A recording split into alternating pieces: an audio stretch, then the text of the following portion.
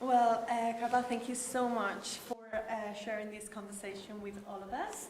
Thank you to the gallery and to Anna. Of course, the Orchard offers free space for the artists to talk about the creative process.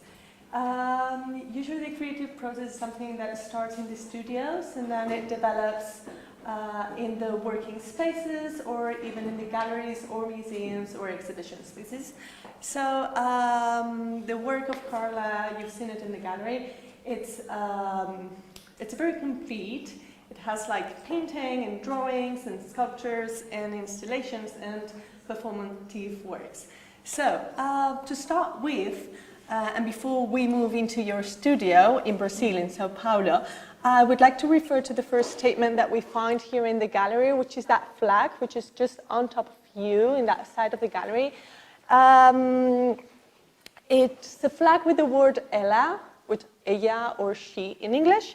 And Carla, your work is not usually very political or social, but in this occasion there are strong statements, both political and social, such as this welcome flag.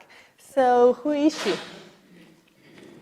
First, I would like to thank everybody for being here. I'm switching my mind to speak in English now, and hope you understand. Otherwise, I get Carmen's help. So she is like a feminine. Is not a person. It's not me. It's not my colleagues. It's like in Portuguese we have some words that is feminine.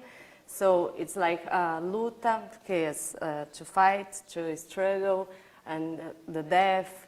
All these words, maybe in English is not is a masculine, but in Portuguese it's a female word. So I brought this word. That was the first work that was ready for the show. I was working in my studio in other drawings, and then I was doing that black flag before. So I was wondering in a political way of dialogue with to the public with my art. So I started doing that in paper. First was in paper, then I did it in line. So the word ela, it's a reference also to Valdemar Cordeiro. Viva Maria is a flag from the 60s. And it really got my attention because it was a flag then for a political circumstance also. And ella is like a affirmative way of talking about feminine.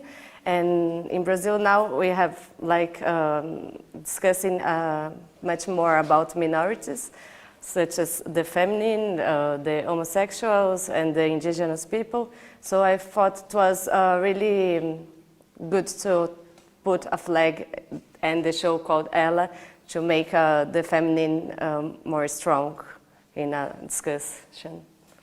Because sometimes in Brazil there's some certain things that are hard to talk out loud. And I believe that art is the most that you are in a way like not able to talk about things, the more that you want to talk about them, to be heard and to show them to everybody. Yeah, I think we have to deal with political and also poetical ways of doing art and doing drawings and doing works. My way was also thinking about how to dialogue these hard things with some kind of beauty or some kind of processual way. So once I work with the body, also it really got in my body, these questions. So that's why also the works here are much more stronger, not so geometrical, they are more gesso way. So I think this was I started to do works more organic, and also to put my gesture like in the way the paint is done, in the way the scratches on the carbon paper are done also. So I think the body, it's a really an answer to everything we live in politicals or not in politicals, but it's an absorption. And when the artists do something, is like talking about something, not with words sometimes, but in gesture or in the way you do. So I imagine this is a way to take in these social or political issues into the solitude of your studio. So you kind of like transform through your body and through your gesture all your ideas in this way. Was not so premeditated, but after living this experience and talking about this and keep staying in this situation, is your body absorbs, and without words your body says something. So it was after I have done many of them, I started realizing that it was a way of talking about it. My last show was called The Little Death, that was talking about also the orgasm, but also the little fights and the struggles we live in. So it has these two senses, and you could go for the happiness of it or to the death of it also. When we get inside your studio life, you have a particular way of working that I think it's important in your creative process, because you have this group of 50 artists around that you work together, you bring ideas together, and that I believe that it helps in a way, or maybe helps to create, how to provocate, how to elaborate your work.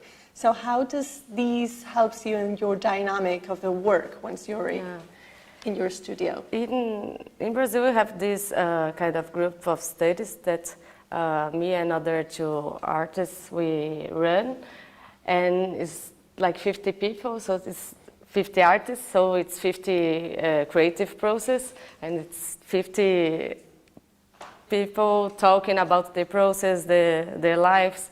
So I think this is, every day we talk about it, how to do the work, or how to talk about something, or how to translate into artwork, what we are thinking. I think this is not, it's some kind of changing with the other person, and when you talk something to someone, you then realize what you're talking, and then I think it's an exchange, it's really important.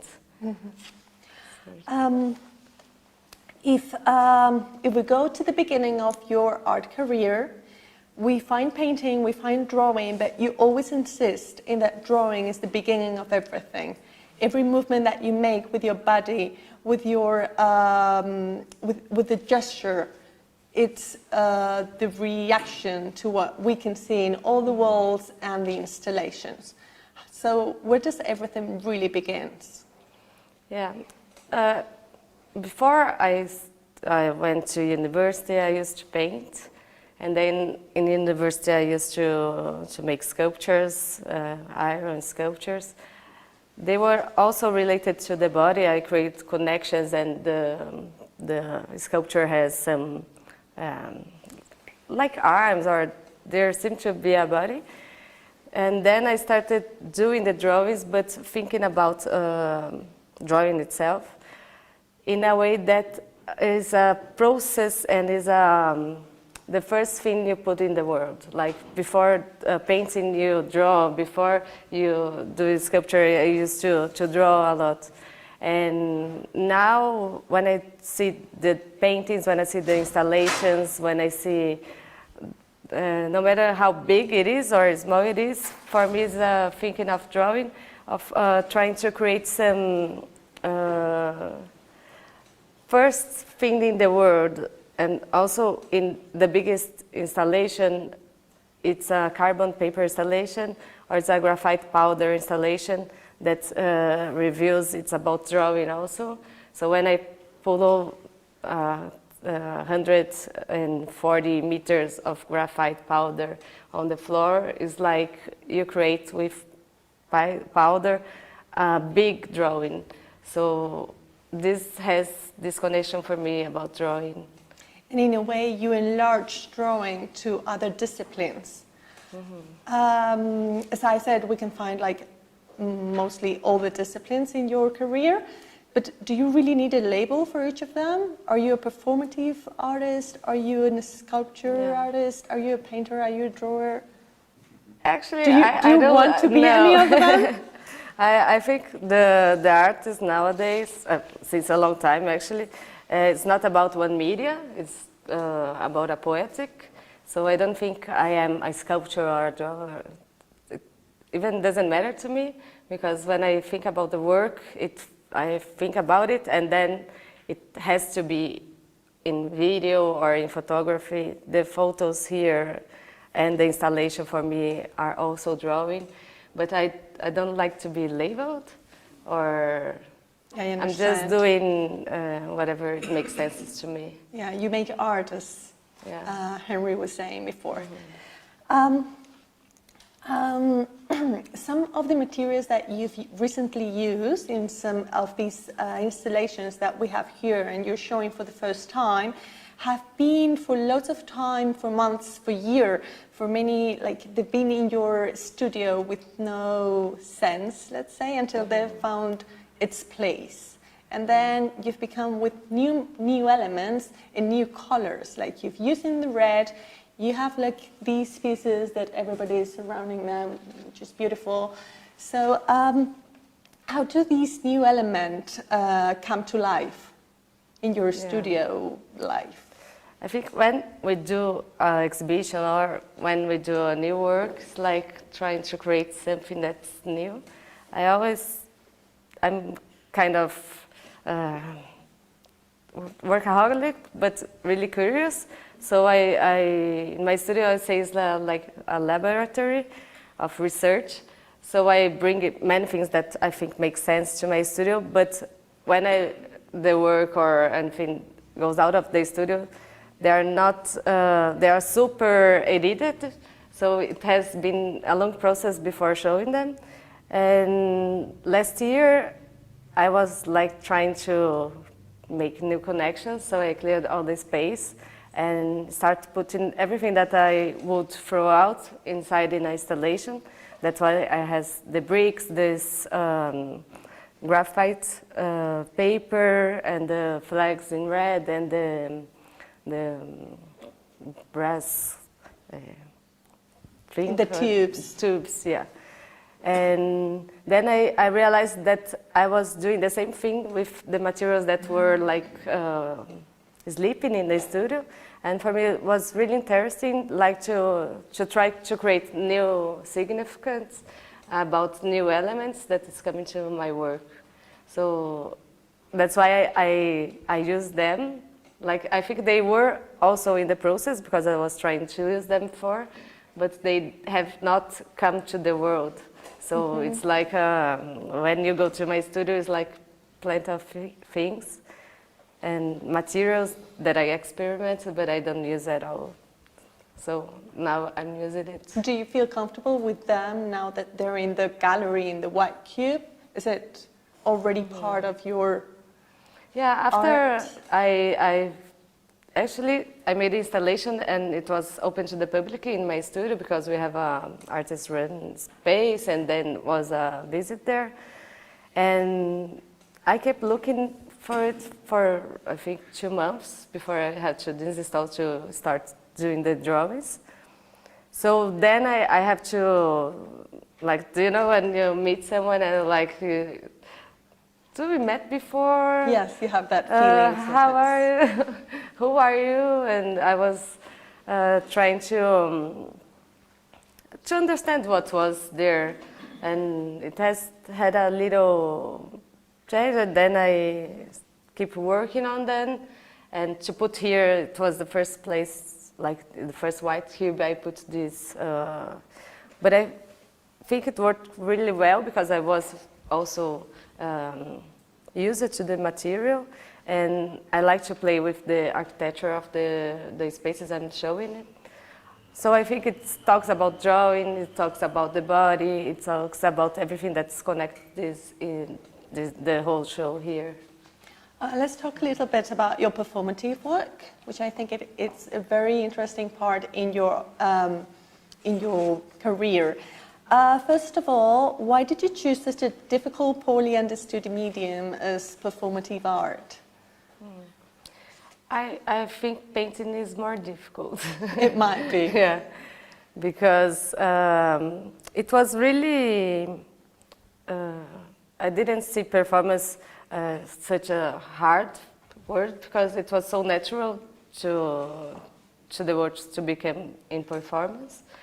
First, I used to shoot the performance and the video performance, and the photographs were much more like a still of an action. And I was doing it alone in my studio, and so I was really for me. You were comfortable with it? Yeah, I'm comfortable. Because yes. you are the artist and the work of art at the same time, and your body is the main tool to do that. So maybe you can tell us a little bit about how your body is the main main part. Such as in the time-based media, such as performance or in a photograph, the photographs are my body. Are the elements. Like I try to put together my body, like in the photos, the body, the line, and the architecture to create something else. So I've been thinking about how I am the artist and I am the object of art, but in both ways, I'm so concentrated that is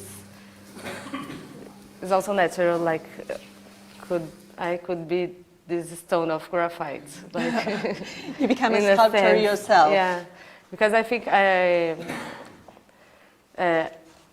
when I'm shooting in the studio, when I'm doing the actions, I do like these photos. I have 80 photos of it. So each series I make a lot, and then I choose 3, 5, depending. And it's okay to think since the beginning, then when I realized it was I had something to say or something to do, my body was the instrument to do the drawing or to work with. So it was supernatural. I think it's more different when you go to the theater, that you are representing something else, someone else, than when you are concentrated as an artist to do something. That's why also my videos are like I made one shoot, then I do again, but I always use the first shoot because I don't really want to rehearse and to be.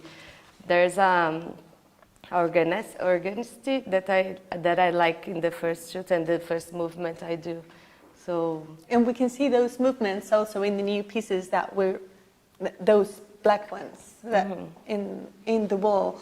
So in some way you have that movement in a two-dimension piece. So my question would be: is performance process experimental, or do you have like a procedure before that you follow when you make the work of art? Yeah.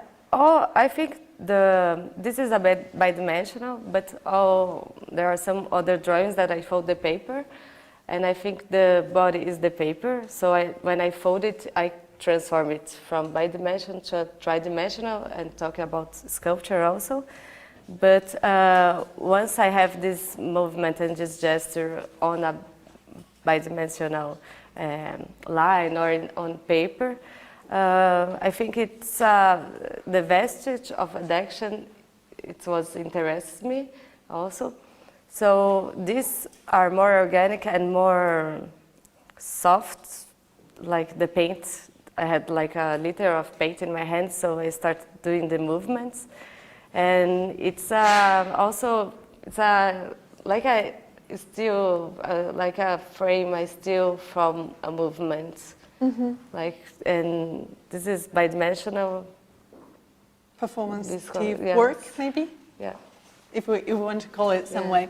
And very curious about some of the titles of your of your pieces. I'm just going to read a few of them in Spanish and Portuguese, and, well, I don't know Portuguese, sorry for the accent, and in Spanish.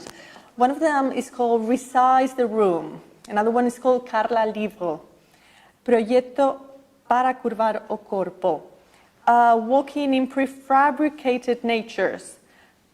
Another one is called Laboratorio de Experiencias Extrasensoriales Específicas. Ejercicio para la construcción y fijación del infinito. Somatu. So how important are titles and artwork in the artworks or in your performative works? Yeah, I like to think the titles is another material that's done the work. Like when I think about the title, I don't like to make a black drawing or something really that literal. So I try to connect it with more poetical and another sense. And I was reading actually Marcel Duchamp's biography, and he says like the title is another part of the work. So that's why I think I put these crazy rooms. Some are more like realistic about it, like a project to resize the room was a room that I covered with carbon paper, and then I made the action transforming like the big square into something small. So it was like trying to was Projetos para curvar o corpo, project to bend the body. It's a video. I'm walking and like in the nature, and I'm not bending the body, but my body is being bent by the sand that I'm walking in. So that's a beautiful video. It's actually my favorite. You can see it in her channel by Mia, and it's a moment where you go out in the nature. And you walk the line of the seashore, and you go kind of to the infinite in some way. So I was wondering, how do you work with the limits when you bring your work out to the nature? Yeah, the nature is not my ground, because I live in São Paulo, and the hard city is really strong when you talk about body. But I really like to go out of the city.